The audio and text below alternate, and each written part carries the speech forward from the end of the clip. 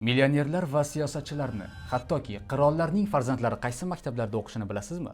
Bugun siz bilan Buyuk Britaniyaning eng kuchli top 5 maktablari haqida gaplashamiz. Demak, 5-o'rinda 40 dan ortiq mamlakatdan yig'ilgan eng kuchli o'quvchilar aynan shu maktabda ta'lim olishadi. Concord kolleji 1949-yilda tashkil topgan.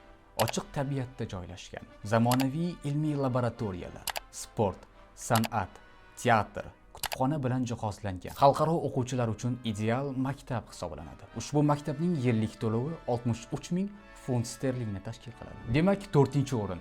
Bu maktab faqatgina qizlar uchun mo'ljallangan. 1853-yilda tashkil topgan Cheltenham kollejida qirollik oilasi a'zolari ham ta'lim olishadi. Qizlarni liderlik, mustaqil fikrlash va global fuqarolik ruhida tarbiyalashga katta urg'u beradi. Ushbu maktabning yillik to'lovi 66 ming funt sterling. 3-o'rin. Qirolicha Yelizaveta I-ning farmoni bilan tashkil topgan Harrow School. Bu maktab faqat o'g'il bolalar uchun mo'ljallangan. Buyuk Britaniyaning sobiq bosh vaziri Winston Churchill, Iordaniya sobiq qiroli Husayn aynan shu maktabda ta'lim olishgan. Ushbu maktabning yillik to'lovi 63 ming funt sterling etib belgilangan. 2-o'rin. Bu maktabning nomi ko'pchilikka tanish eshitilishi mumkin.